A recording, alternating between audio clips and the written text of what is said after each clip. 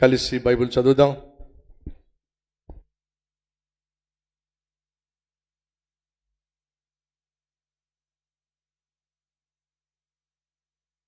నెహెమ్యా గ్రంథం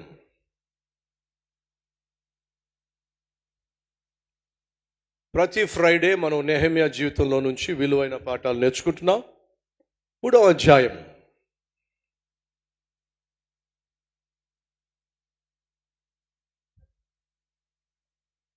ఇరవై 29 నుంచి 32 వచనాల వరకు అందరం కలిసి బిగ్గరగా చదువుదాం. పేజ్ నంబర్ 403, 29వ వచనం నుంచి. వారిని ఆనుకొని తన ఇంటికి ఎదురుగా ఇమ్మేరు కుమారుడైన సాదోకు బాగు చేశాను. అతనిని ఆనుకొని తూర్పు ద్వారమును కాయు షెకన్యా కుమారుడైన షెమాయా బాగు చేశాను. అతన్ని ఆనుకొని షెలెమ్యా కుమారుడైన హనన్యాయును జాలాపు 6వ కుమారుడైన హనూనును మరి ఒక భాగమును బాగు చేయవారైరి. వారిని అనుకొని తన గదికి ఎదురుగా బెరాకియా కుమారుడైన మెషుల్లాము బాగు చేశాను. అతని ఆనుకొని నెతీయుల స్థలమునకును మిప్కాదు ద్వారమునకు ఎదురుగా ఉన్న వర్తకుల స్థలము యొక్క మూల వరకును బంగారపు పనివాని కుమారుడైన మల్కియా బాగు చేశాను. మరియు మూలకును గొర్రెల గుమ్మమునకు మధ్యను బంగారపు పనివారును వర్తకులను బాగు చేశారు. పరిశుద్ధుడైన తండ్రి, ఏ రీతిగా యెరూషలేము పట్టణమును ఉద్ధరించడానికి నెహెమ్యాను ఏర్పరచుకొని నెహెమ్యా నాయకత్వంలో ఎలా యెరూషలేము చుట్టూ ఉన్న ప్రాకారాన్ని నిర్మించావో, ప్రాకారాన్ని,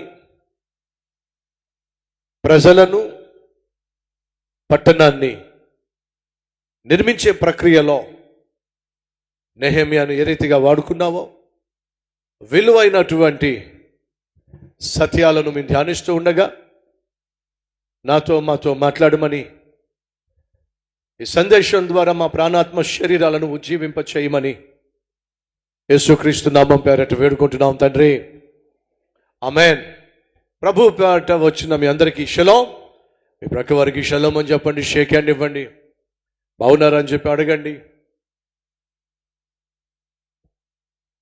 రైట్, మీ స్థలాల్లో కూర్చోాల్సిందిగా కోరుతున్నాను. నెహెమ్యా రాజు దగ్గర పానదాయకుడు, పర్మనెంట్ జాబ్, గవర్నమెంట్ జాబ్, రాజు ప్రక్కనే నిత్యము ఉండేటటువంటి ఓ అద్భుతమైన నమ్మకమైన ఆత్మీయునిగా నెహెమ్యా తన ఉద్యోగాన్ని చేసుకుంటున్నప్పుడు తను ఒక వార్త విన్నాడు. తన సహోదరులు వచ్చి యెరూషలేము పరిస్థితి ఏమీ బాలేదు, పట్టణము కాల్చివేయబడింది, ప్రాకారములు కూల్చివేయబడినాయి, గుమ్మములు తగలబెట్టబడినాయి, ప్రజలకు భద్రత లేకుండా పోయింది, ప్రజలు చాలా కష్టాల్లో ఉన్నారు, గురి గమ్యము లేకుండా జీవిస్తున్నారు అని చెప్పి నెహెమ్యా యొక్క సహోదరులు వచ్చి నెహెమ్యాకు ఈ విషయాన్ని తెలియచేసినప్పుడు నెహెమ్యా బహుగా ఏడ్చాడు. దేవుని ప్రజలుగా పిలువబడుతున్నటువంటి యూదులు తన వాళ్ళు కష్టాల గుండా వెళ్తున్నారని, కన్నీటి లోయ గుండా వెళ్తున్నారని, అవమానాల గుండా వెళ్తున్నారని, అనేక సమస్యల గుండా వెళుతున్నారని విన్నటువంటి నెహెమ్యా తట్టుకోలేకపోయాడు. మన చుట్టూ ఉన్న ప్రజలు అనేక సమస్యల గుండా వెళుతూ ఉంటారు. ఉద్యోగం చేసే చోట, నివసిస్తున్న చోట ఆయా కష్టాల గుండా, ఆయా బాధల గుండా వెళ్ళే వాళ్ళు మీకు తారసపడవచ్చు. సేవలో కూడా, పరిచర్యలో కూడా, పరిచర్య చేస్తున్నటువంటి వారిలో తోటి పరిచారకుడు, పరిచర్య చేసే సహోదరి కష్టాల గుండా వెళుతూ ఉండొచ్చు. ఎవరైనా మన చుట్టూ ఉన్నవాళ్ళు వారికి ఉన్న కష్టాన్ని మనతో పంచుకున్నప్పుడు మొట్టమొదటిగా చేయాల్సిందని తెలుసా? వారి యొక్క పరిస్థితిని అర్థం చేసుకోగలిగిన అద్భుతమైన ఆత్మీయత నీకు ఉండాలి. ఎవరైనా వారి కష్టాన్ని నీతో పంచుకుంటే నీకేనేంటి కష్టాలు? ఊర్లో అందరికీ కష్టాలు ఉన్నాయి. నీకొక్కదానికే కష్టాలు ఉన్నట్టు, నీకొక్కడికే కష్టాలు ఉన్నట్టు తెగ ఫీల్ అయిపోతున్నావు ఏమిటి? ఇలా ఎదుటి వారిని వారి కష్టంలో, వారి బాధలో, వారి వేదనలో అర్థం చేసుకోవడానికి బదులుగా, ఆదరించడానికి బదులుగా ఆడిపోసుకునే మనస్తత్వం నీకు ఉన్నట్లయితే నువ్వు ఆత్మీయుడివి కానే కాదు. నెహెమ్యా ఎప్పుడైతే తన వాళ్ళు కష్టంలో ఉన్నాడని తెలుసుకున్నాడో ఏడ్చేశాడు.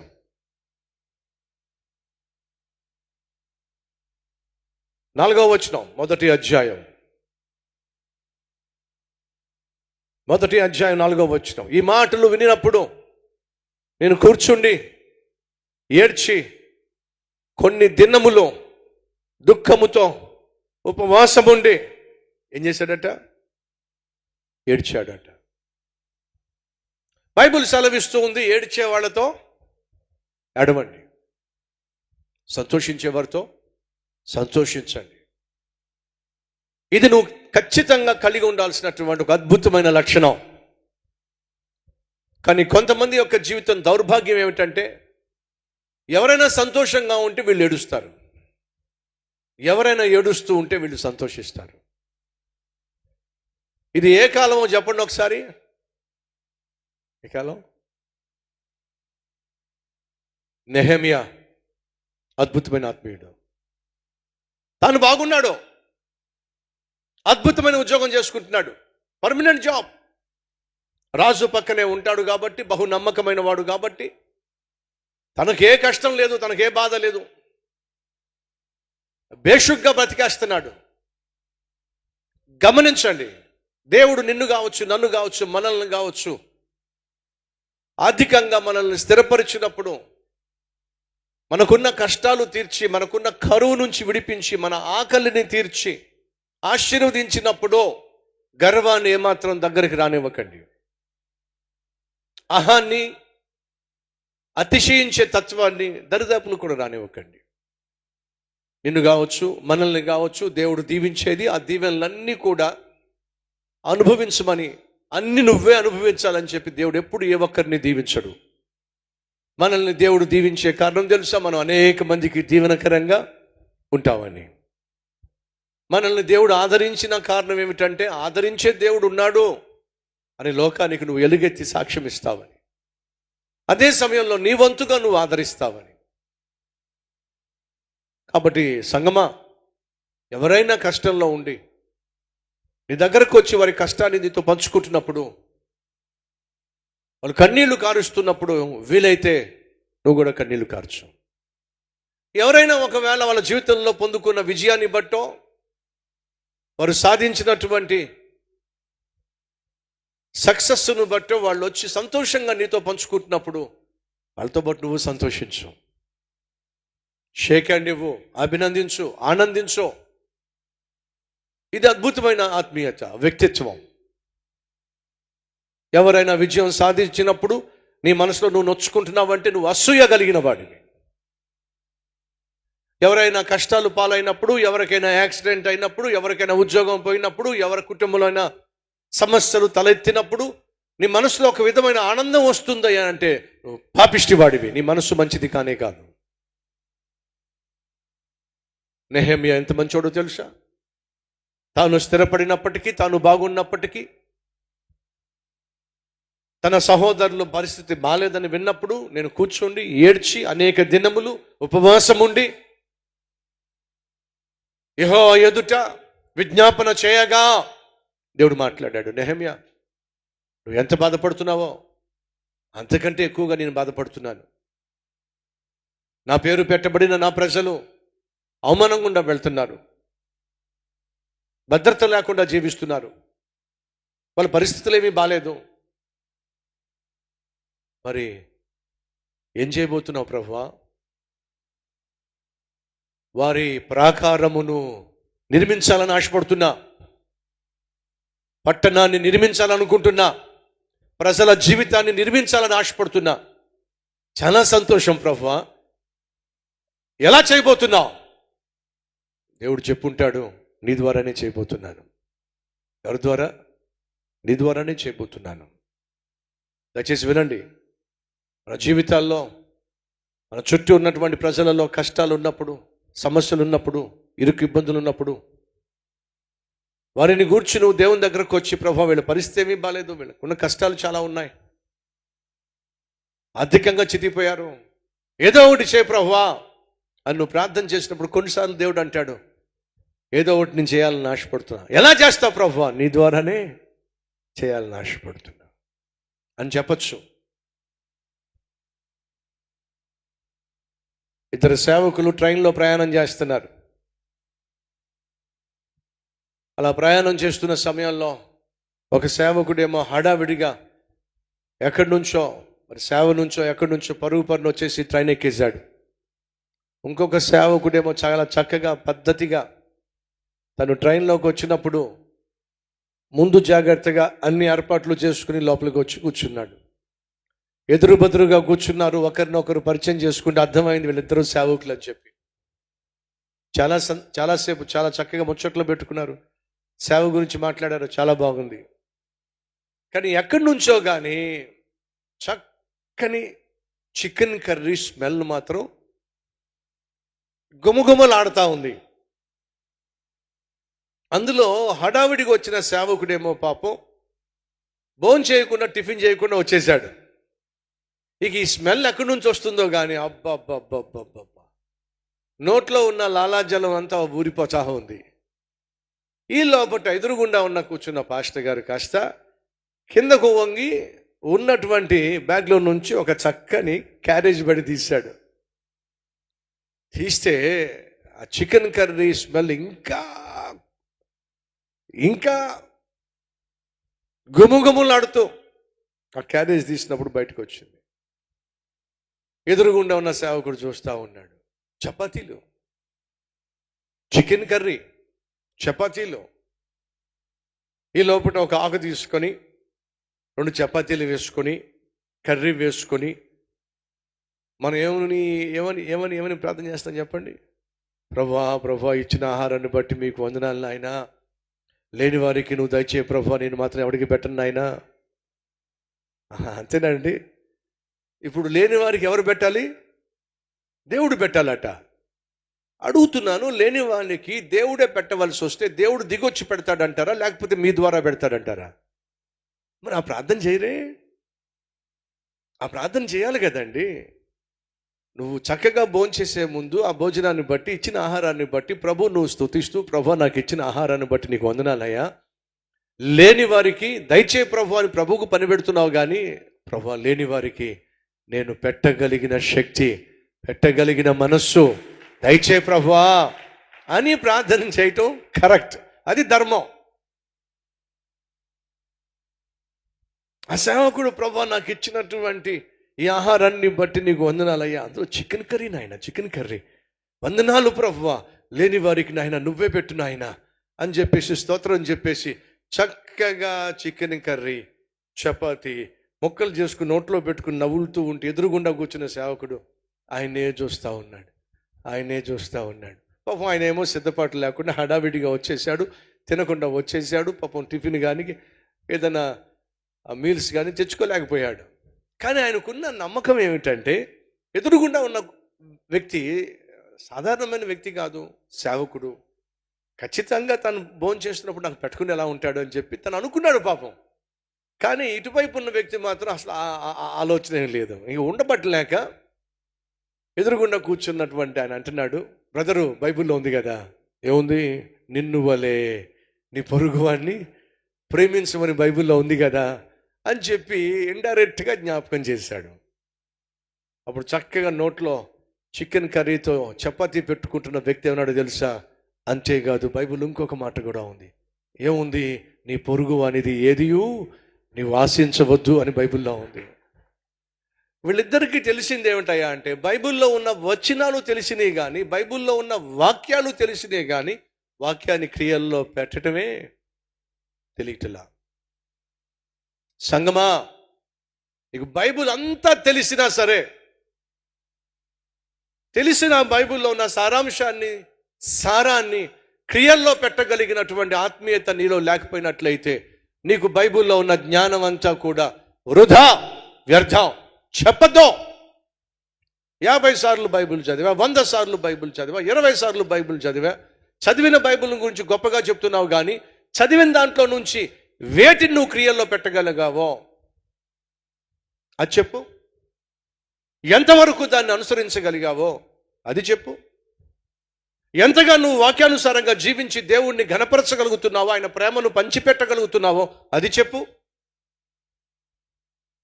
ఈ సహోదరి సహోదరులు, దేవుడు మనల్ని దీవిస్తుంది. ఆ దేవుడు ఎంత గొప్పవాడో, ఎంత మంచివాడో తెలియనటువంటి లోకానికి ప్రేమతో కూడినటువంటి క్రియలతో నువ్వు లోకానికి చూపిస్తావనే దేవుడు నన్ను మనల్ని మన ప్రార్థనలు ఆలకించి ఆశ్చర్య కార్యాలు జరిగించి మనల్ని స్థితికి తీసుకొచ్చింది. ఈ విషయాన్ని, వాస్తవాన్ని మర్చిపోకండి. ఎప్పుడైతే నెహెమ్యా తన సహోదరులందరూ కూడా కష్టాల్లో ఉన్నారని చెప్పి తెలిసిన వెంటనే ఏడ్చాడో, కన్నీళ్లు కార్చాడో, ఉపవాసం ఉండి ప్రార్థన చేశాడో, ప్రభువా ఏదో ఒకటి చేయి ప్రభువా, నీ ప్రజలను దర్శించాయా, వాళ్ళకు భద్రతను దయచేయ్యా, వాళ్ళు నీ ప్రజలు కదా, చేస్తా, వాళ్ళని దర్శిస్తా, వాళ్ళ చుట్టూ ఉన్న ప్రాకారాన్ని నిర్మిస్తా, పట్టణాన్ని నిర్మిస్తా, ప్రజలను నిర్మిస్తా. చాలా సంతోషం ప్రభు, అంతకన్నా నాకేం కావాలి, అది నీ ద్వారానే చేస్తా. సహోదరి సహోదరులు, దేవునికి ఉన్న చేతిలో నీ చేతులే, దేవునికి ఉన్న కల్లో నీ కళ్ళే, నీ కళ్ళ ద్వారానే దేవుడు చూడాలని ఆశపడుతున్నాడు. రైన్హార్డ్ బాంకే అనేటటువంటి గొప్ప దైవజనుడు ఓ ప్రాంతానికి మీటింగ్కి వెళ్ళాడు. ఆ మీటింగ్కి వెళ్ళినప్పుడు, వాక్య పరిచయం చేయడానికి వెళ్ళినప్పుడు, మరుసటి రోజు తను వేసుకోవడానికి సరైనటువంటి సూట్ లేక సరైన డ్రెస్ లేక హడావుడికి వెళ్ళిపోవడం, లేకపోతే తరచుగా ప్రయాణాలు చేయటం వల్ల ఆ రోజు డ్రెస్ కొనుక్కోవాల్సి వచ్చింది. ఒక డ్రెస్ కొనుక్కోవడానికి షాపింగ్ మాల్కి వెళ్ళాడు, ఒక షాప్కి వెళ్ళాడు. ఎక్కడ చూసినా ఆయన పోస్టర్సే. ఆ పట్టణం నిండా రైన్హార్డ్ బాంకే గారు వస్తున్నారు, గొప్ప దైవజనుడు వస్తున్నాడు అని చెప్పి ఆయనను కూర్చున్నటువంటి వాల్ పోస్టర్స్ అన్ని చోట్ల, టీవీలో అడ్వర్టైజ్మెంట్స్ ఆయన గురించే. కాబట్టి ఆ పట్టణంలో ఉన్న ఆల్మోస్ట్ అందరికి తెలిసిపోయింది రైన్హార్డ్ బాంకే అనేటువంటి గొప్ప దైవజనుడు ఆ ప్రాంతానికి వస్తున్నారని చెప్పి బట్టల షాప్కి వెళ్ళి, అయ్యా ఆ పలానా ఆ బ్లేజర్ కావాలి, అది కాస్త నాకు చూపిస్తావా అని చెప్పానంటే అతను రకరకాల బ్లేజర్స్, పైన వేసుకున్నటువంటి సూటు బ్లేజర్ చూపిస్తూ ఉన్నాడు. ఆయన చూస్తూ ఉన్న సమయంలో అమ్మేటటువంటి ఆ వ్యక్తి రైన్హార్డ్ బాంకే గారి కళ్ళల్లోకే చూస్తూ ఉన్నాడు. సడన్గా చూశాడు పైకి రైన్హార్డ్ బాంకే గారు. అతనేమో ఆయన కళ్ళల్లోకే చూస్తూ ఉన్నాడు. ఏంటి అలా చూస్తున్నాడు నా కళ్ళల్లోకి? అప్పుడు ఆ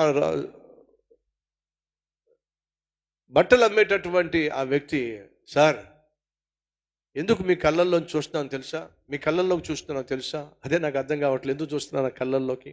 కళ్ళల్లో కళ్ళు పెట్టి మరి చూస్తున్నావు ఏమిటి? ఏం లేదు సార్, మీ కళ్ళల్లో నాకు యేసయ్య కనిపిస్తున్నాడు అన్నాడట. ఎవరు కనిపిస్తున్నారు? మీ కళ్ళల్లో నాకు యేసయ్య కనిపిస్తున్నాడు. ఆ మాట విన్నప్పుడు రైన్హార్డ్ బాంకే గారు నవ్వుకొని, అవునా, ఆయన నా గుండెల్లో ఉన్నాడు, అప్పుడప్పుడు కళ్ళు అనే కిటికీలో నుంచి బయటకు చూస్తూ ఉంటాడు అని చెప్పన్నాడట. కళ్ళు అనే కిటికీలో నుండి గుండెల్లో యేసు ఉంటే ఆ యేసుని కళ్ళ ద్వారానే కష్టంలో ఉన్నవారిని చూడాలని ఆశపడతాడు. నీ కళ్ళ ద్వారా దేవుడు కష్టంలో ఉన్నవారిని చూడాలని ఆశపడినప్పుడు నువ్వేం చేయాలి? ఆ కష్టంలో ఉన్నవానికి ఏదో ఒక సహాయం చేయాలి. నీకు తెలిసినటువంటి వ్యక్తి పస్తున్నాడని తెలిస్తే ప్రార్థన చేయి. మాకు ప్రభువా, నాకు తెలిసినటువంటి సహోదరుడు పస్తున్నాడు ప్రభువా, ఆకలి తలమట్టించిపోతున్నాడు ప్రభువా, ఎవరో ఒకరిని పంపించి ఆహారం పంపించాయా అని నువ్వు అడిగావు అనుకో, దేవుడు ఏమంటాడు తెలుసా? ముందు నువ్వు వెళ్ళి అంటాడు. అంతేనా? ఎవరినో పంపించమంటావేంటి? నీకు తెలియజేసిన కారణం ఏమిటంటే అతడు పస్తున్నాడని, అతని కుటుంబం పస్తుందని, వాళ్ళకు తినడానికి ఏమీ లేదని నీకు తెలియచేసిన కారణం ఏమిటంటే నువ్వు ఏదైనా సహాయం చేస్తావని. నువ్వు సహాయం చేయకుండా ప్రార్థన చేసి ఎవరినైనా పంపించమని చెప్పంటే ఎవరిని పంపించాలి? నెహెమ్యాకు ఒక విషయం అర్థమైపోయింది. ప్రభువా, ఏదో ఒకటి చేసి ప్రజలను ఉద్ధరించు, ప్రజలను, పట్టణాన్ని, ప్రాకారాలను నిర్మించు. నిర్మిస్తాను నెహెమ్యా, ఖచ్చితంగా నిర్మిస్తాను. చాలా సంతోషం ప్రభువా. ఎలా నిర్మిస్తావు? నీ ద్వారానే నిర్మిస్తాను అని అర్థం తెలుసా? సహోదరి సహోదరులు, మనం దేవుని సన్నిధికి వచ్చి ఏమైతే ప్రార్థన చేయాలని ఆశపడుతున్నామో, ప్రార్థన చేస్తున్నామో, కొన్ని సందర్భాల్లో ఆ ప్రార్థనకు దేవుడు నిన్నే జవాబుగా వాడతాడు అనే విషయాన్ని మర్చిపోకండి. ప్రభువా, మా మందిరంలో సేవకులను లేవనెత్తు ప్రభువా అన్ను ప్రార్థన చేయొచ్చు. దేవుడు నీతోనే చెప్పొచ్చు, ఆ సేవకులను ఖచ్చితంగా లేవనెత్తుతాను. చాలా సంతోషం ప్రభువా, నీతోనే ప్రారంభిస్తాను. ఏమిటి? నీతోనే ప్రారంభిస్తాను. లే, కాదు ప్రభువా, నా గురించి కాదు ప్రభువా, నన్ను సేవకుడుగా వాడుకోమని చెప్పి అంటలేదు ప్రభువా. ఊరందరినీ సేవకులుగా వాడుకో, నన్ను మాత్రం టిక్కు టిక్కు టిక్కుమని టీవీ చూసుకోవడానికి, టిక్కు టిక్కుమని చెప్పి ఛానళ్ళు మార్చుకోవడానికి, దానికోసం ఆ దేవుడు నిన్ను రక్షించింది. అర్థమవుతుందా? ప్రభువా, మా కల్వరి టెంపుల్ మందిరాలు చాలా ఉన్నాయి, స్థలాలు కొనుగోలు చేయాలి, మందిరాలు నిర్మించాలి. ప్రభువా, సహాయం చేయి. ఖచ్చితంగా సహాయం చేస్తా. చాలా సంతోషం ప్రభువా, నీ ద్వారానే సహాయం చేస్తా, నీ ద్వారానే సహాయం చేస్తా, నీ ద్వారానే స్థలం కొనుగోలు చేసే ఏర్పాటు చేస్తా, నీ ద్వారానే మందిరం నిర్మిస్తా. నా ద్వారానంటే ఎస్, నీ ద్వారానే, నువ్వు చేసే సహాయం ద్వారానే, నీలాంటి వాళ్ళు చేసే సహాయం ద్వారానే. అంటే అర్థం తెలుసా? నువ్వు ప్రార్థన చేస్తున్నప్పుడు ఆ ప్రార్థనకు కొన్నిసార్లు లేదా అనేక సార్లు దేవుడు నిన్నే జవాబుదారుడిగా ఏర్పరచుకుంటాడేమో. అదేంటి ప్రభువా, మందిర నిర్మాణానికి సహాయం చేయమంటే నన్ను సహాయం చేయమంటావేమిటి? నన్ను ఏదో ఖాళీ చేసేలా కనిపిస్తున్నావు నువ్వు.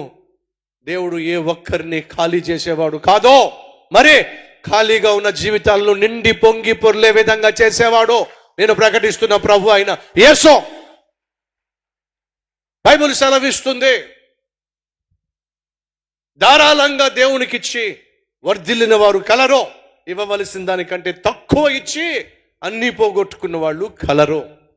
కాబట్టి సంగమా, దేవుని పేరట నువ్వు సహాయం చేసిన, దేవుని పేరట ఒక మంచి మాట మాట్లాడిన, ఆదరణతో కూడినటువంటి ఒక మాట మాట్లాడిన, ధర్మం చేసిన, కానుకిచ్చిన నష్టపోయే ప్రసక్తి లేనే లేదు.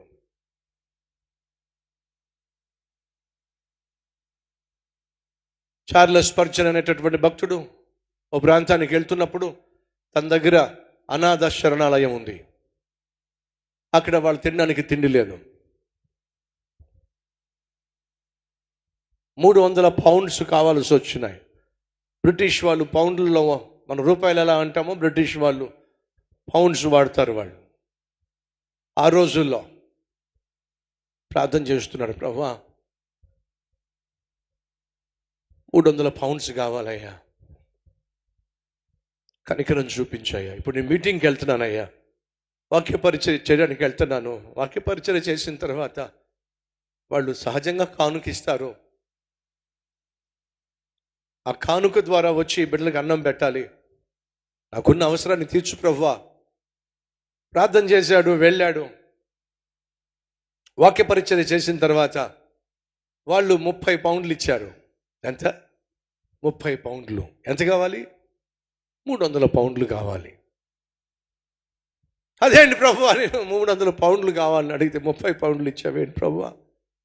ఈ 30 పౌండ్లతో ఏ విధంగా పిల్లలకి నేను వాళ్ళు చూసుకోగలను?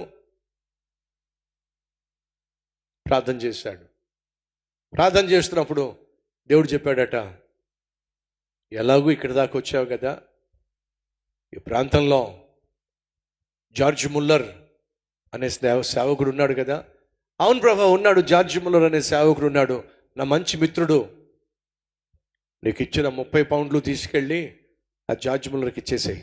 అదేంటి ప్రభువా, నన్ను ఏదో ఖాళీ చేసేలా కనిపిస్తున్నావు నువ్వు. నాకేం లేవో నేను బాధపడుతుంటే 300 కావాలని అడిగితేనేమో నువ్వేం చేసావు? 30 ఇచ్చావు. ఆ 30 తీసుకెళ్ళిపోయి జార్జ్ ముల్లర్కి ఇమ్మంటున్నావు. మరి నా పరిస్థితి ఏమిటి? నా దగ్గర ఉన్నటువంటి పిల్లల పరిస్థితి ఏమిటి?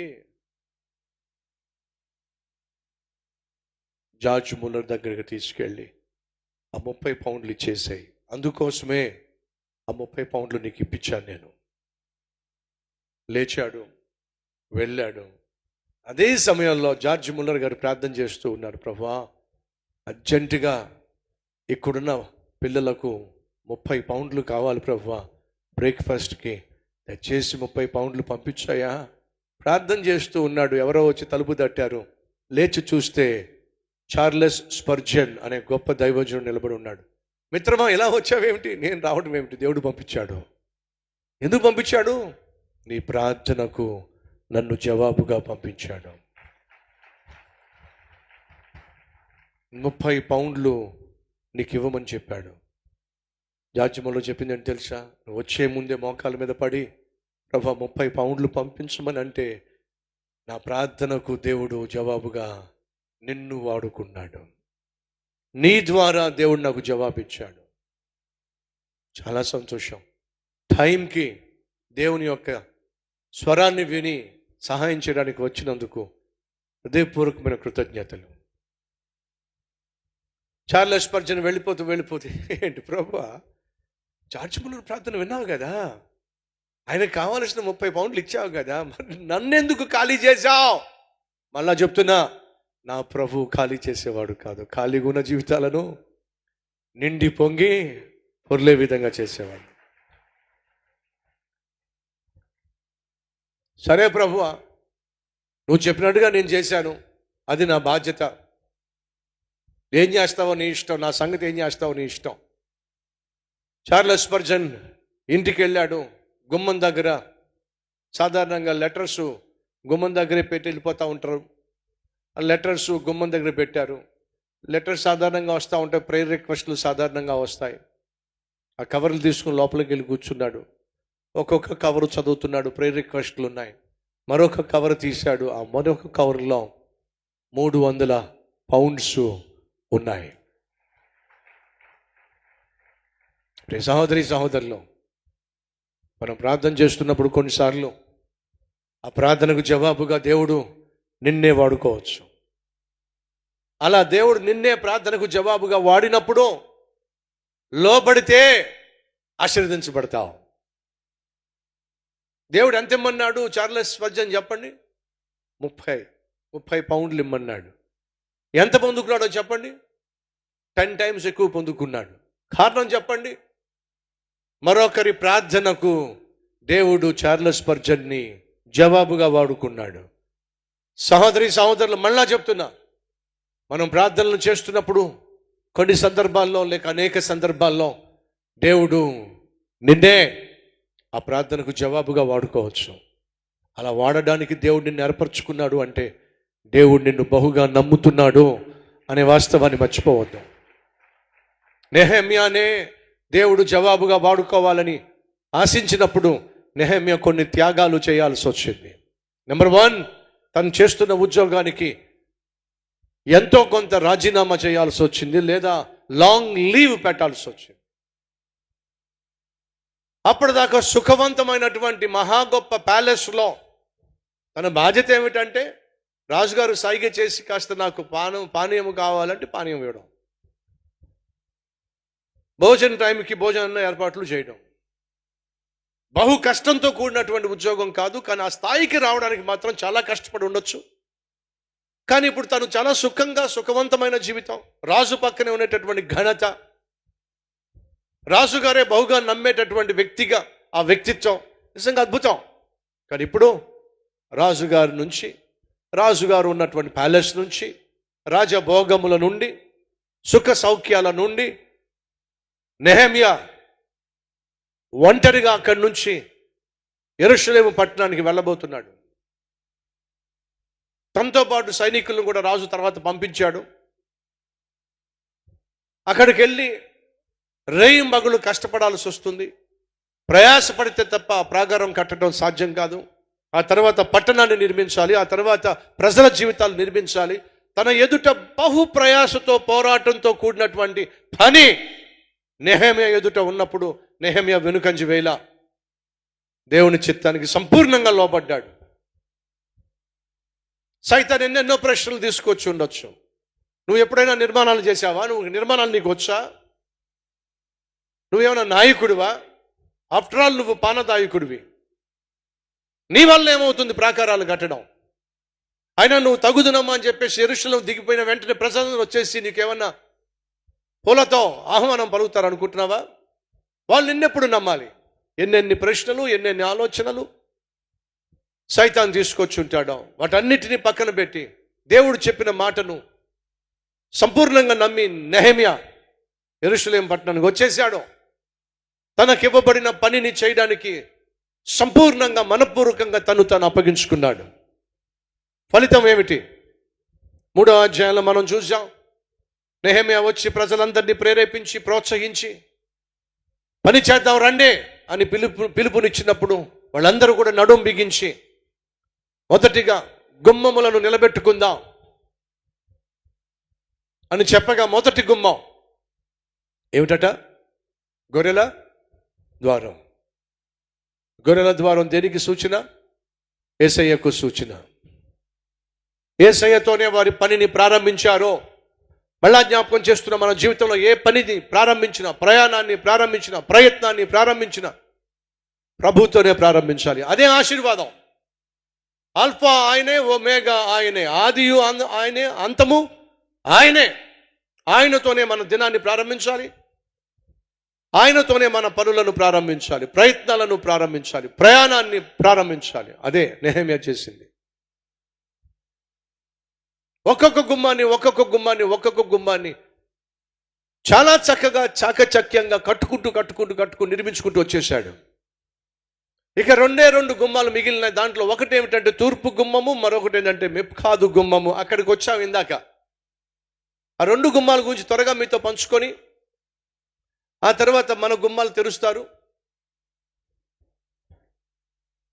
ఎవరికాలు ఇంటికి వెళ్ళిపోవచ్చు. రండి 3వ అధ్యాయం 29వ వచనము. వారిని ఆనుకొని తన ఇంటికి ఎదురుగా ఇమ్మేరు కుమారుడైన సాదోకు బాగు చేసెను. అతనిని ఆనుకొని తూర్పు ద్వారమును కాయు షెకన్యా కుమారుడైన షమయా బాగు చేసెను. తూర్పు ద్వారము.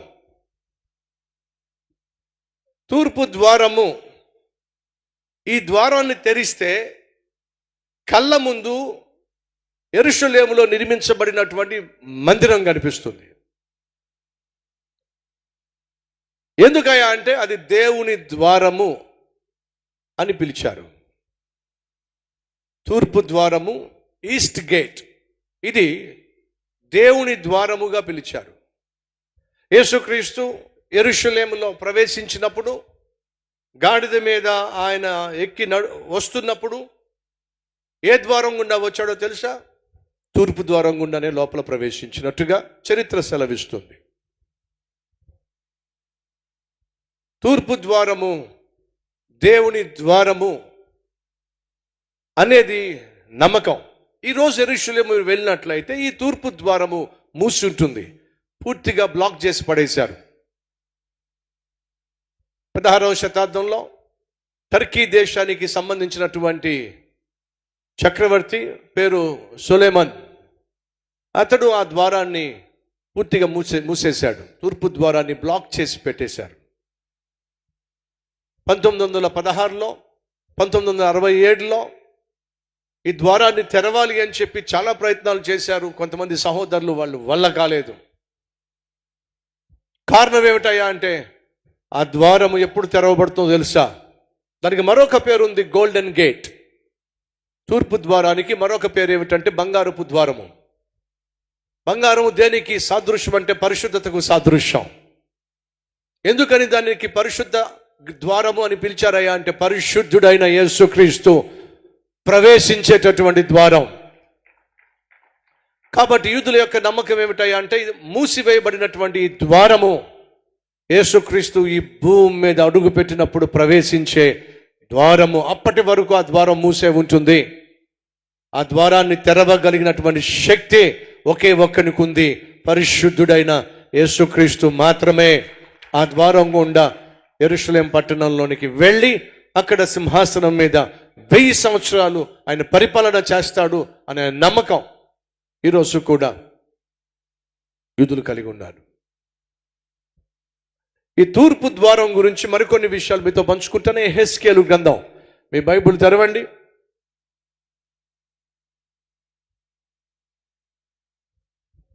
10వ అధ్యాయము.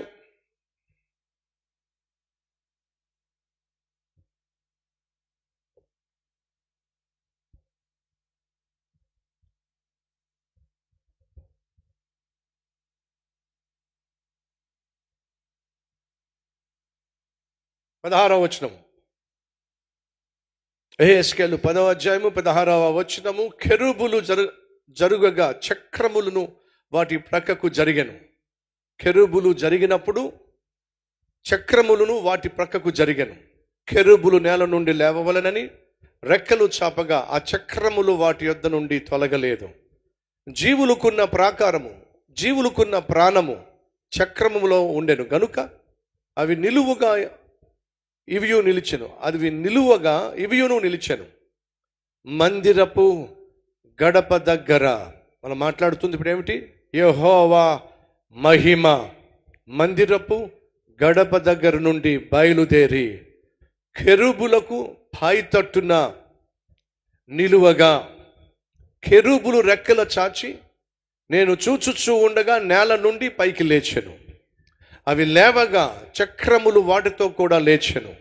అవి యెహోవా మందిరపు తూర్పు ద్వారమునకు వచ్చి దిగి అక్కడ నిలువగా ఇశ్రాయేలీయుల దేవుని మహిమ వాటికి పైగా నిలిచెను. ఏ ద్వారం దగ్గరట? తూర్పు ద్వారము దగ్గర దేవుని మహిమ వారు చూశారు. తూర్పు ద్వారము అది దేవుడు ప్రవేశించే ద్వారము, దేవుని సన్నిధికి సాదృశ్యము. 11వ అధ్యాయము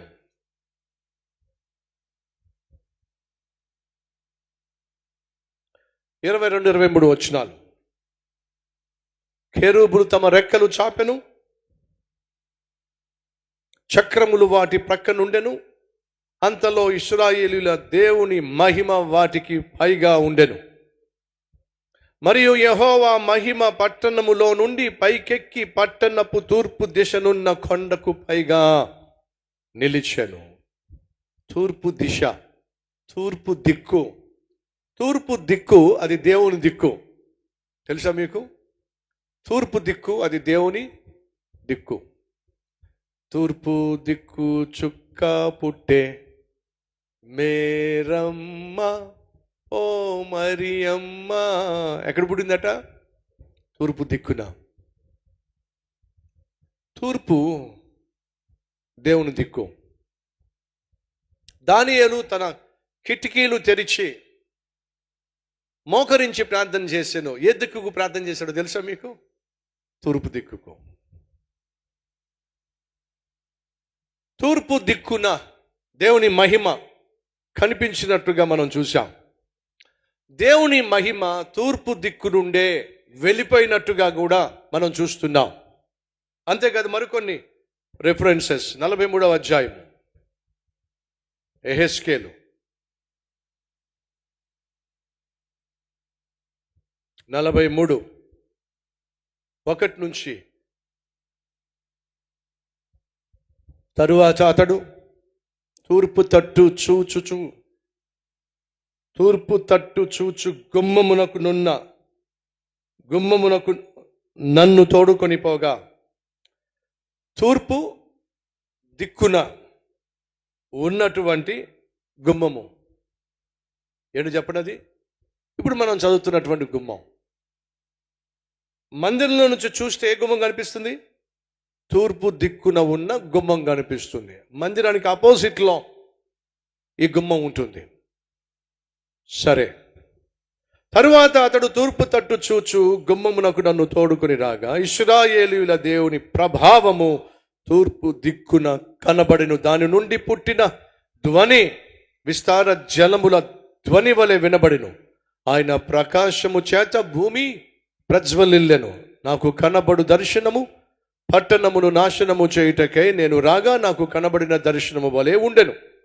మరియు కేబారు నది దగ్గర నాకు కనబడిన దర్శనమును వంటి దర్శనములు నాకు కనబడగా నేను సాగిలపడి తిని తూర్పు తట్టు చూచు గుమ్మము మార్గమున యెహోవా తేజో మహిమ మందిరములోనికి ప్రవేశించెను.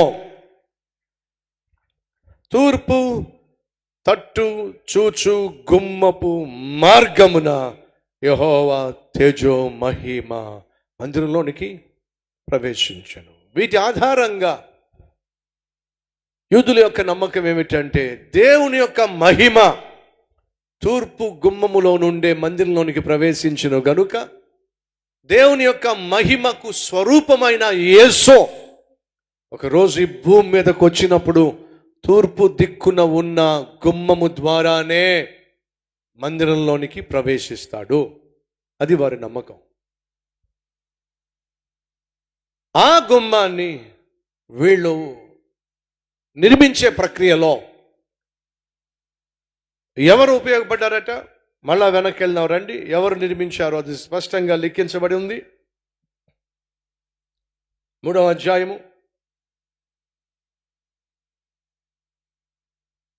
'తూర్పు ద్వారమును కాయు షెకన్యా కుమారుడైన షమాయా బాగు చేసెను.' గొప్ప భాగ్యం.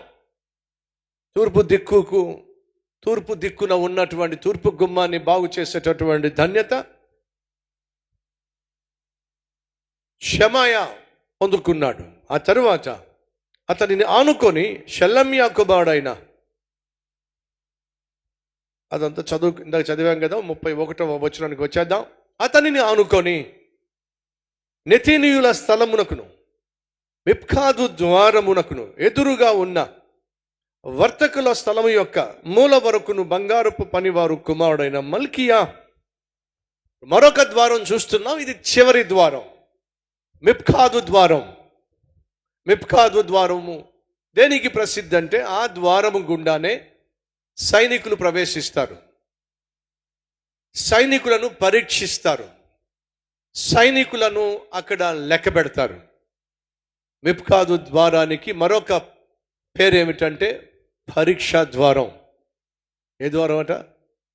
పరీక్షించబడే ద్వారం. సహోదరులు, తూర్పు ద్వారము యేసుక్రీస్తు యొక్క రాకడకు సూచనగా ఉంది. ఆయన ఏదో ఒక రోజు వస్తాడు, అందులో సందేహము లేనే లేదు. 3 విషయాల్లో మనం ఎప్పుడు జాగ్రత్తగా ఉండాలి. 1, మనం ఎప్పుడు పోతామో తెలియదు. 2, సైతాను ఎప్పుడు నీ మీద ఏ విధంగా దౌర్జన్యం చేస్తాడో నీకు తెలియదు. కాబట్టి మెలకువగా ఉండాలి. ఎప్పుడు పోతామో తెలియదు కనుక ఆత్మీయ జీవితాన్ని ఎప్పుడు చక్కబెట్టుకునే ఉండాలి. సైతాను ఎప్పుడు నీ మీద ఏ విధంగా దాడి చేస్తాడో తెలియదు కనుక ఎప్పటికప్పుడు ఆత్మీయంగా నువ్వు మెలకువగా ఉండాలి. యేసు ఎప్పుడు వస్తాడో లేదా నువ్వు ఎప్పుడు వెళ్ళిపోతావో తెలియదు గనుక నువ్వు మెలకువగా ఉండాలి. మెలకువగా ఉన్న కన్యకలు దీపమును సిద్ధంగా ఉంచుకున్నారు. పెండ్లి కుమారుడు వచ్చినప్పుడు మధ్యాకాశంలో కలుసుకున్నారు. నిర్లక్ష్యంగా జీవించినటువంటి కన్యకలు, నిద్రపోతులుగా ఉన్నటువంటి కన్యకలు పెండ్లి కుమారుడు వచ్చే సమయంలో నిర్లక్ష్యంగా జీవించారు కాబట్టి వాళ్ళు మిగిలిపోయినట్టుగా మనం బైబిల్లో చూస్తాం. కాబట్టి సంగమా, మనం మెలకువగా ఉండాలి. ఎప్పుడు పోతామో తెలియదు కనుక అంటే అర్థం ఏమిటి? ఎప్పుడు పోతామో తెలియదు కనుక రెప్పలు వార్చకుండా, నిద్రపోకుండా అలాగే చూస్తూ ఉండాలని చెప్పానా నేను? మెలకువ అంటే ఈ మెలకువ కాదు. నేను చిన్నప్పుడు పల్లెటూరులోనే పెరిగాను. మా ఊర్లో ఒక నమ్మకం ఉండేది. ఎవరైనా మా ఊర్లో పెద్దవాళ్ళు మంగళవారం చచ్చిపోయినా, శనివారం చచ్చిపోయినా ఇక మా ఊర్లో ఉన్న పెద్దవాళ్ళు, ముసలి వాళ్ళు ఎవ్వరూ పడుకునేవాళ్ళు కాదు. బయట అరుగు మీదే కూర్చుని ఉండేవాళ్ళు. మేము ఆడుతూ పాడుతూ రాత్రులు తిరుగుతూ ఉండేవాళ్ళం. ఏం తాతయ్య పడుకోలేదే తాతయ్య అంటే, ఏం పడుకుంటానరా, పడుకోబుద్ధి కావట్లేదురా, కంటికి నిద్ర రావట్లేదురా, పడుకోవచ్చు కదా. ఏమో ఆడు పట్టుకుపోతాడేమో నన్ను కూడా. అడుగు పట్టుకుపోతాడు తాతయ్య, ఆడు పోయాడు కదా, శనివారం పోయాడు ఆడు. శనివారం కానీ మంగళవారం కానీ పోతే ఒంటరిగా పోడరు వాళ్ళు, 10 మంది తీసుకెళ్తారు. ఎక్కడ నన్ను తీసుకెళ్ళిపోతాడేమో అని చెప్పి అరుగు మీదే నిద్రపోకుండా మెలకువగా. దయచేసి గమనించండి, మెలకువ అంటే అర్థం ఏమిటి? కళ్ళు తెరిచి రెప్పలు వాల్చకుండా పడుకోవడం కాదు, సిద్ధపాటు కలిగి ఉండటం. ఏ క్షణమైనా నేను మరణించవచ్చు. ఎప్పుడు మరణించినా నా కళ్ళు పరలోకంలోనే తెరుస్తా. ఆ సిద్ధపాటు. ఎప్పుడు యేసయ్య వస్తాడో నాకు తెలియదో, రెప్పపాటున ఆయన వచ్చేస్తాడో, మధ్యాకాశంలో యేసయ్య నేను కలుసుకుంటా. సిద్ధపాటు.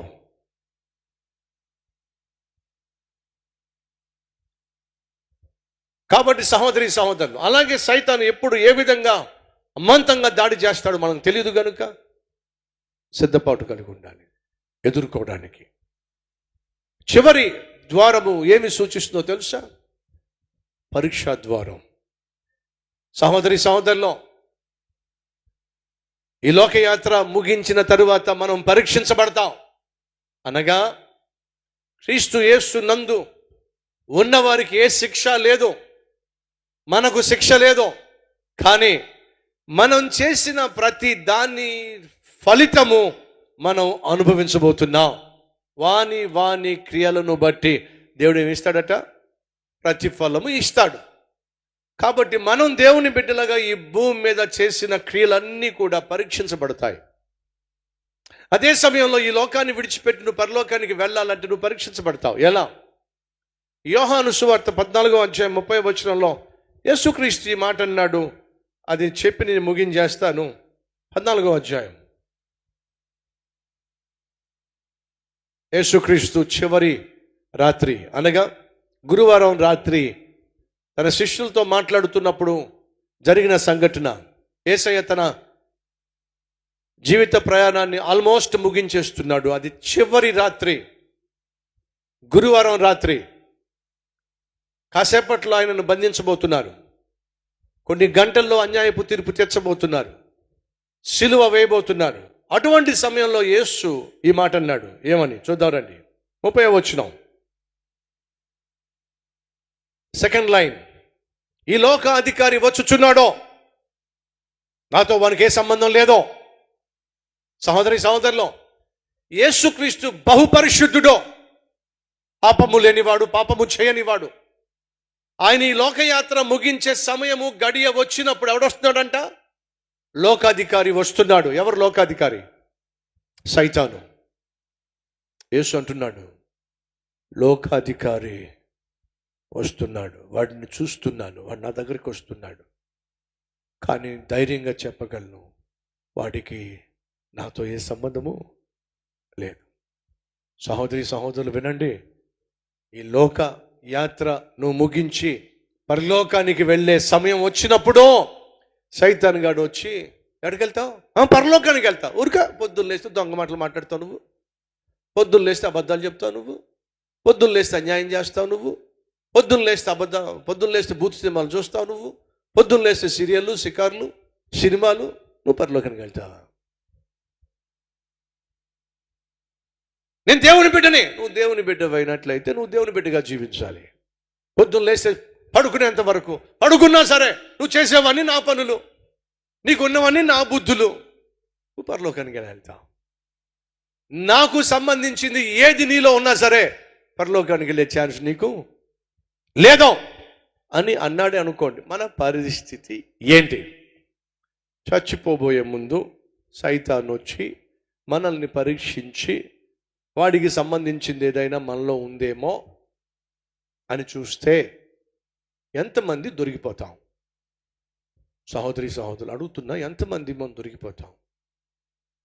యేసుక్రీస్తు ఈ లోకయాత్ర ముగించి వెళ్ళిపోతున్నప్పుడు అంటున్నాడు, సైతాను గాడు వస్తున్నాడు, వాడికి సంబంధించింది ఏది కూడా నా దగ్గర లేదు, వాడికి నాకు ఏ సంబంధం లేదు.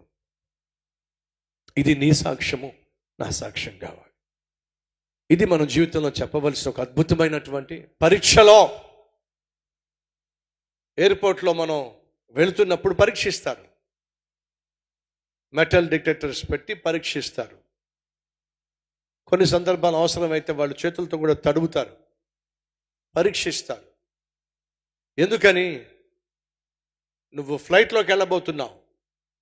ఆ ఫ్లైట్లోకి వెళ్ళిన తర్వాత నువ్వు తీసుకెళ్తుంది ఏదైనా సరే ఫ్లైట్లకి ప్రయాణానికి ప్రమాదమైనట్లయితే ఆపేస్తారు. మనం వెళ్ళబోతుంది పరిశుద్ధ లోకానికి, పరలోకానికి. ఆ పరిశుద్ధమైన పరలోకంలో పాపానికి చోటు లేదో, పాపానికి చోటు లేనటువంటి పరలోకానికి మనం వెళ్ళబోతున్నప్పుడు పరీక్షించబడతాం. ఆ పరీక్ష మనం ఎలా పాస్ అవ్వాలి? క్రీస్తు రక్తములో కడగబడిన ప్రతి ఒక్కడూ కూడా దేవుని దృష్టిలో నీతిమంతుడుగానే కనిపిస్తాడో, అనగా క్రీస్తు యొక్క రక్తంలో నువ్వు నేను కడగబడినట్లయితే మనం ఏం చేయబడుతున్నాం? శుద్ధీకరించబడుతున్నాం. బట్టలు ఎంత మరకగా మురికిగా ఉన్నా మీరు సోప్ పెట్టి ఆ బట్టలన్నింటినీ కూడా ఉతికారనుకోండి, ఆ మరకలు ఉన్నాయా పోయినాయా? పోనీయా? మీ చేతులకి ఇంకంటుకుంది, సోప్ పెట్టి క్లీన్ చేస్తే పోయిందా పోలేదా?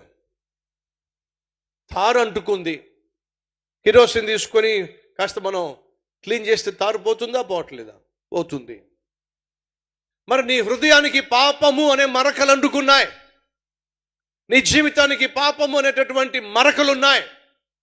మరి ఈ పాపం అనే మరకలు దేంతో పోతాయో తెలుసా?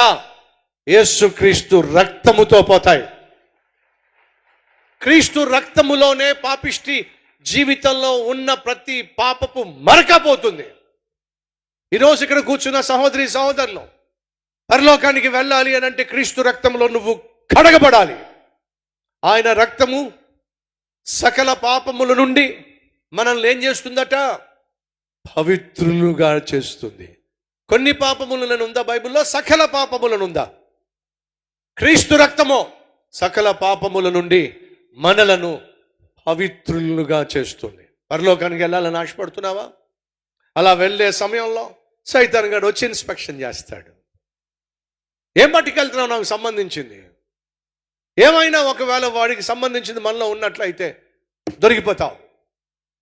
కానీ వాడికి దొరకకుండా ఉండాలంటే ఒకే ఒక్క మార్గము, క్రీస్తు రక్తములో నువ్వు నేను కడగబడ్డాం.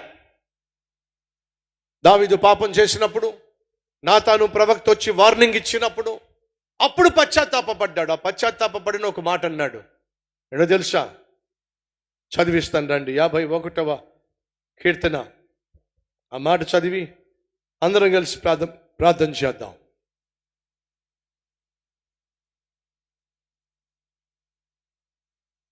51వ కీర్తన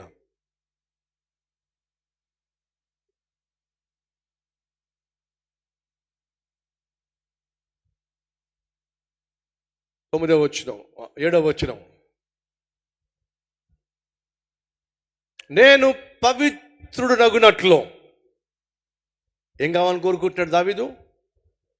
పవిత్రుడను అగునట్లు హిస్సోపుతో నా పాపము పరిహరింపుము, హిమము కంటెను నేను తెల్లగా ఉండునట్లు నీవు నన్ను కడుగుము. ఎలా కావాలంటున్నాడు? హిమము కంటే తెల్లగా నా హృదయం కావాలి. యెషయా 1వ అధ్యాయము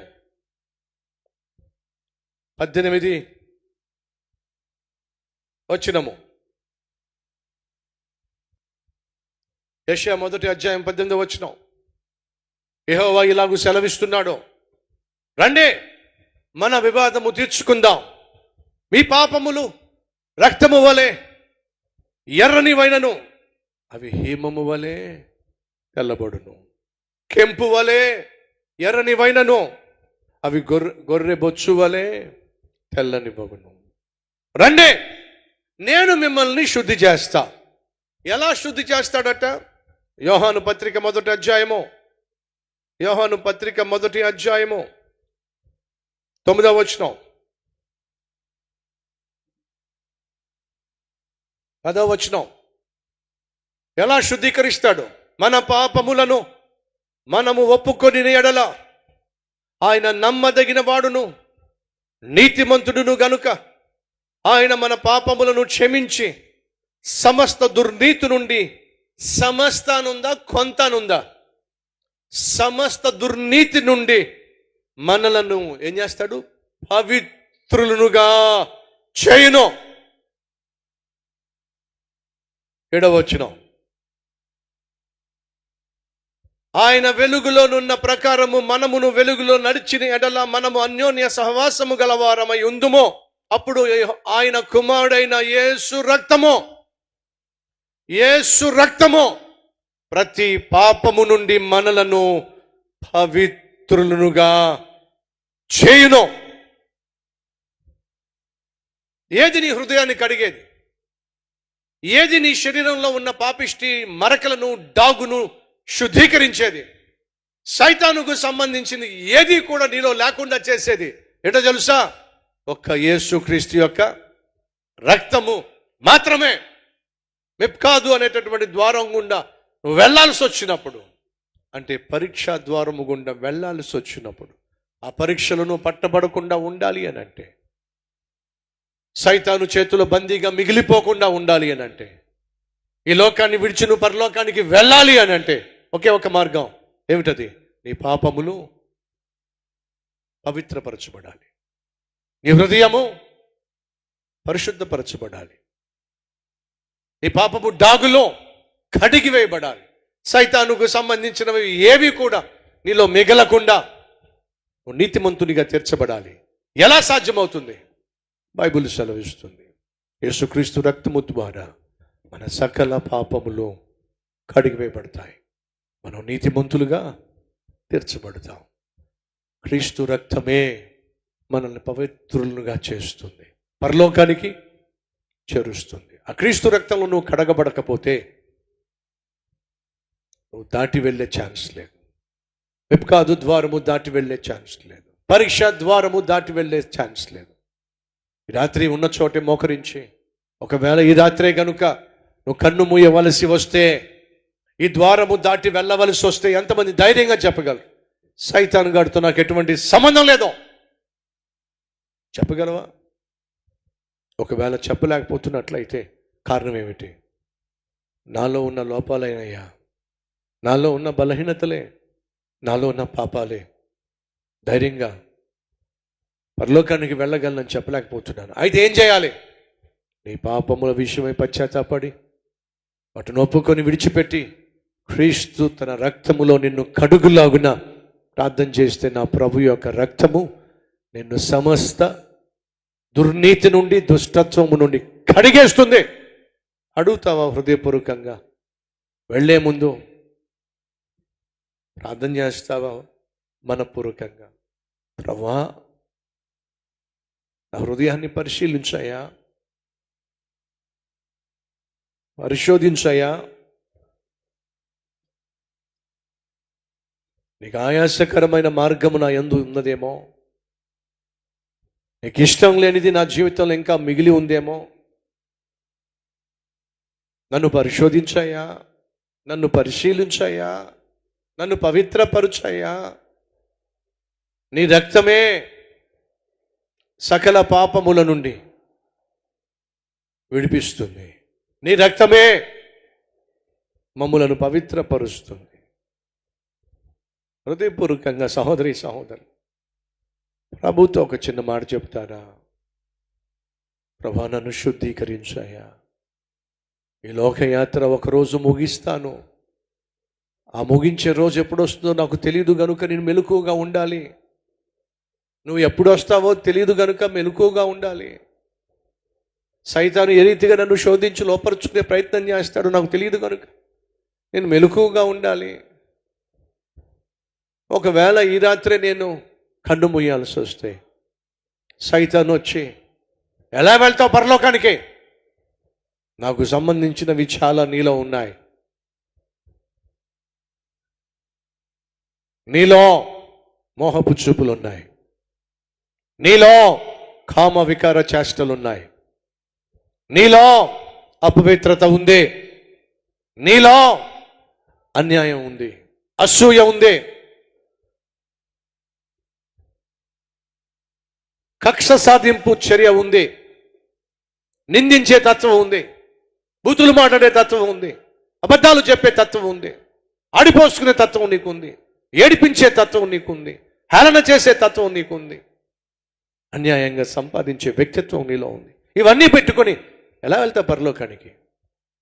సైతాను ప్రశ్నిస్తే, సైతాను పరీక్షిస్తే, ఎలా దాటి వెళ్తావు? యేసు అంటున్నాడు, లోకాధికారి వస్తున్నాడు, కానీ వాడికి నా మీదే అధికారము లేదు, వాడికి సంబంధించింది ఏది నాలో లేదు. చివరి రాత్రి యేసు దగ్గరకు సైతానే వస్తే నీ దగ్గరకు నా దగ్గరకు రాకుండా ఉంటాడంటారా? వచ్చినప్పుడు యేసయ్య చెప్పినట్టుగా మనం చెప్పగలిగితే ఎంత బాగుంటుంది. సాతానుకు నాకే సంబంధం లేదు. ఒకప్పుడు వాడితో స్నేహం చేశా, తెగ తెంపులు చేసుకున్నా, వాడికి నాకే సంబంధం లేదు. తమ్ముళ్ళు చెల్లెలో ఈ మాట మనం చెప్పాలి. సహోదరి సహోదరులో ఈ మాట మనం చెప్పగలగాలి. వాడికి నాకే సంబంధం లేదు. ఏదో గొడవ అయింది, ఎవరో చంపబడ్డారో, పోలీసులు చదువుతున్నారు, వాడితో నువ్వు ఉన్నావు కదా, నేను ఏది కాపాడుతూ తెలుసా? వాడికి నాకే సంబంధము లేదు అని నువ్వు నిరూపించినప్పుడే నువ్వు కాపాడబడతావు, రక్షించబడతావు. అయ్యామా, పొద్దున్న లేస్తే సైతాను చెప్పినట్టుగా చేస్తున్నావు, సైతాను చెప్పు చేతల్లో ఉంటున్నావు, సైతాను చేతుల్లో ఉన్నావు, కూర్చోమంటే కూర్చుంటున్నావు, నిలబడమంటే నిలబడుతున్నావు. వాడు నిన్ను పరలోకానికి వెళ్ళనివ్వడు. ఈ రాత్రి చెప్పేసే, నీకు నాకే సంబంధం లేదు.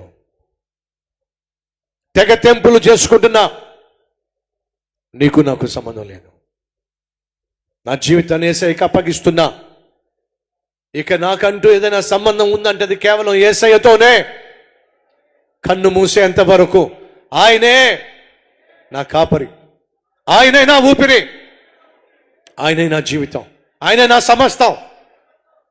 చెప్పే జీవితం కోరుకుంటున్నావా సహోదరి? కోరుకుంటున్నావా సహోదరుడా? నీ రెండు చేతులు పైకెత్తి ప్రభు చెప్పు, మహాపరిశుద్ధుడా, సూటిగా మాతో మాట్లాడావు. మీరు మమ్మల్ని దీవించింది, ఇంక నువ్వు దీవిస్తుంది అనేక మందికి మేము దీవెనకరంగా ఉండాలని. కడుపు నిండా మాకు మీరు భోజనం పెడుతుంది, ఆకలితో ఉన్న వారికి సహాయపడతామని. మమ్మల్ని రక్షించింది, అనేక మందిని రక్షణలోనికి నడిపిస్తామని. మమ్మల్ని క్షమించింది, అనేక మంది క్షమించగలిగిన నీ సన్నిధికి నడిపిస్తామని. యేసయ్యా, మేము చేసే ప్రార్థనలకు ఒకవేళ మమ్మల్ని జవాబుగా మీరు మలచాలని ఆశిస్తే అందుకు కావలసిన సిద్ధపాటు నాకు దయచేయ్యా, సిద్ధంగా ఉండే మనసు నాకు దయచేయ. యేసయ్యా, నీ మనస్సు మాకు దయచేయ నాయన. మా చేతులను నీ చేతులుగా మలుచు, మా కళ్ళను నీ కళ్ళగా మలుచు, మా నోటిని నీ నోరుగా మలుచు, మా శరీరాన్ని నీ మందిరంగా మలుచు నాయనా. సైతానుకు సంబంధించింది ఏది కూడా మా జీవితాల్లో ఉండడానికి వీల్లేదు నాయన. నీ అమూల్యమైన రక్తముతో నన్ను మమ్ములను ప్రతి నిత్యము కడిగి, నీకు ఆయాసకరమైంది ఏది కూడా నాలో మాలో ఉండకుండా నిత్యము నిన్ను సంతోషపరిచే జీవితము మాకు దయచేయమని, ఈ స్వచ్ఛమైన దేవుని గూర్చిన వార్తను లోకానికి ప్రచురించగలిగిన ఆత్మీయత, సాక్ష్యముగా జీవించగలిగిన జీవితము మాకు దయచేయమని. యేసయ్యా, 40 దినాలు ఉపవాస ప్రార్థనలో మేమందరము పాల్పంచుకునేలాగున శక్తినివ్వండి, కృపనివ్వండి.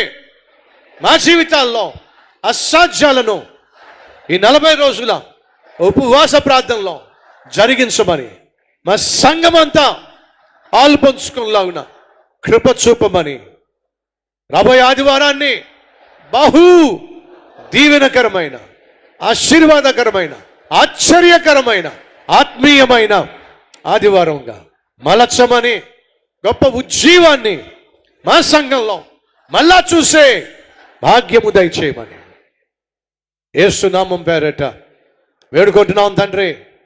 ఆమేన్. తండ్రి, కుమార, పరిశుద్ధాత్మ త్రియేక దేవుని దీవెన సదాకాలం మీ అందరికీ తోడే ఉండును గాక. ఆమేన్. క్షేమంగా వెళ్ళండి. దేవుడు మీకు తోడు